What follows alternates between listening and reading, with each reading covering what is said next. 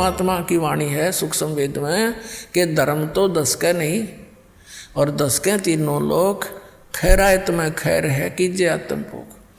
और दूसरा ये था, तो उससे क्या होता है, जैसे यज्ञ है ये ग्लूकोस है, एक रोगी है, जैसे दास ने बताया कि हमारे जन्म और मृत्यु का दीर्घ रोग लगा हुआ है, ये दीर्घ रोग उसी ट्रीटमेंट से कटेगा जो महापुरुषों ने खुद प्रयोग किया और परमात्मा ने आकर बताया।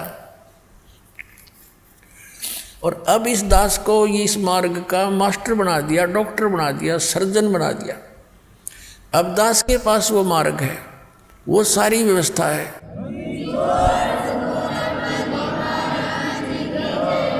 और उन महापुरुषों ने क्या किया कि इस पूरे मानव समाज का ग्लूकोस लगा दिया। ग्लूकोस जो होता है ये रोग नहीं नाश करता, ये शरीर को नष्ट होने से बचाता है, पानी की अक्षति पूर्ति करता है। जैसे सर्जन यानी डॉक्टर कई बार गया हो, कोई इमरजेंसी केस आ जाते हैं, ये कंपाउंडर और दूसरे उनसे पूछते हैं जी ऐसे ऐसे एक मरीज है क्या करें, तो वो कहता है इसको ग्लूकोज लगा दो और ये इंजेक्शन लगा दो, तब तक मैं आता हूँ। तो वो घंटे 2 घंटे या अगले दिन भी आता है, तो वो ग्लूकोज लगाने से वो शरीर उसका नष्ट नहीं होता, और आके फिर वो चेक करके उसको जो ट्रीटमेंट देना है वो डॉक्टर देगा, रोग कटेगा उस डॉक्टर के उस ट्रीटमेंट से या ऑपरेशन से, जो भी वो चाहेगा, सर्जरी से। ग्लूकोज उसकी रक्षा करती रही, शरीर का नाश नहीं होने दिया।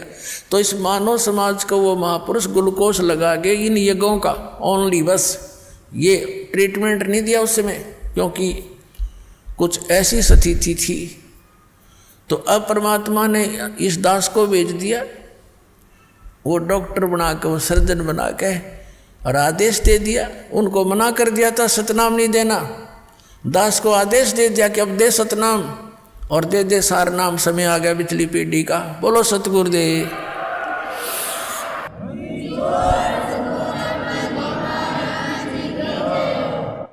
तो पुण्यात्माओं जो प्रसंग चल रहा है कि इन दृढ़ आत्माओं ने परमात्मा के प्रत्येक आज्ञा का पालन कर लिया। अब जैसे बात चली है कि ज्ञान देकर ही आप ले जाना अपने बच्चों को, आपका ज्ञान स्वीकार करें आपका। अब जैसे परमात्मा मिले थे हजरत मोहम्मद को, जिससे मुसलमान धर्म चला, अब वो अच्छी आत्मा थी, दृढ़ भक्त नहीं थे वो। अब यहाँ उनके लाखों शिष्य हो गए थे, परमात्मा उनको आए मिले, जैसे वो अपने विधान अनुसार अच्छी आत्माओं को मिलते हैं। गोता मारूं स्वर्ग में जा बैठूं पाताल, कह कबीर में खोजता फिरूं ढूंढता फिरूं अपने हीरे मोती लाल। हजरत मोहम्मद जी को मिले, हजरत मोहम्मद जी को कहते हैं हम वहाँ ले गयो सतलोक में, इच्छा रूपी वहाँ नहीं रहो। उल्ट मोहम्मद मैल पठाया, गुज बीरज एक कलमा लाया, रोजा बंग नमाज दई रे, बिस्मिल की नई बात कही रे। अब जैसे परमात्मा कहते हैं हम हजरत मोहम्मद को वहाँ ले गए, जैसे नानक साहिब जी को ले गए, गरीबदास साहिब जी को ले गए, धर्मदास साहिब जी को ले गए, और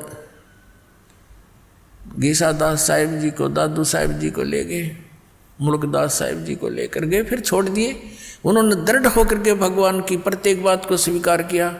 उन्होंने तो वहीं कह दिया था भगवान हमें यहीं रख लो, लेकिन हजरत मोहम्मद वहाँ नहीं रहे, अपनी मर्जी से न बोले नहीं जी मैं तो वहीं ठीक हूँ, और वहाँ भी मैंने बहुत प्रचार करना है, बहुत अभी तो काम अधूरा रहता है।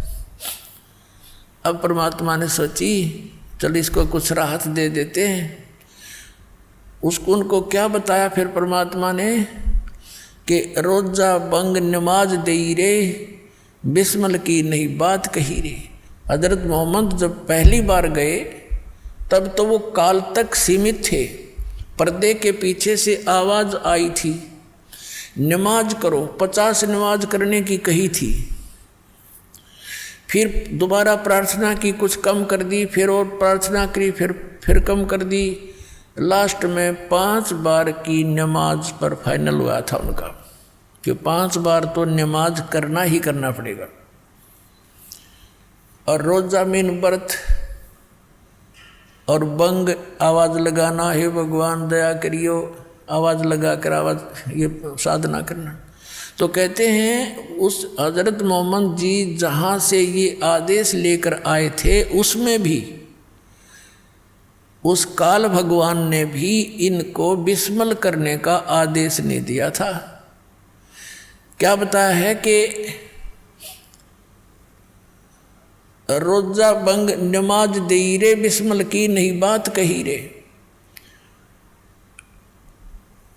और फिर क्या बताते हैं कि एक बार हजरत मोहम्मद जी ने अपने आत्माओं, जैसे आप देखते हो ना चुंबक के साथ किसी लोहे के टुकड़े को लगा दिया जाए कुछ समय के लिए, वो भी अस्थायी चुंबक बन जाता है, लेकिन वो स्थायी नहीं होता, कुछ देर के बाद उसके गुण धर्म समाप्त हो जाते हैं।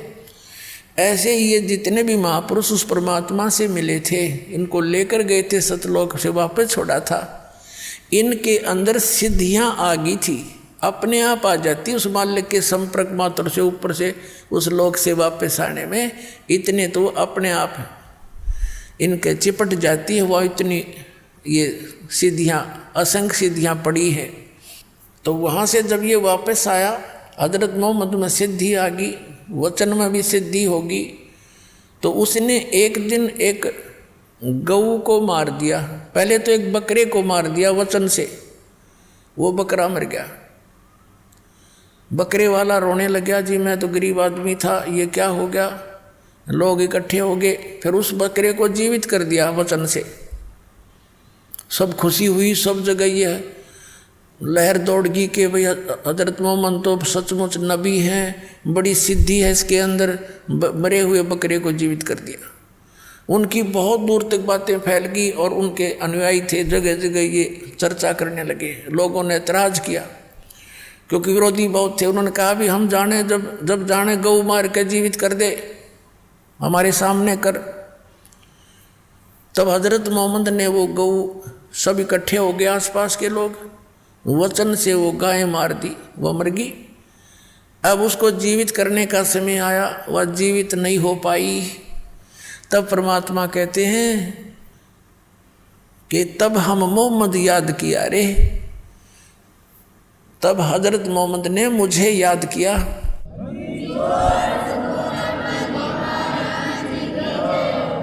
तब हम मोहम्मद याद किया रे, शब्द स्वरूपी हम बेग गया रे।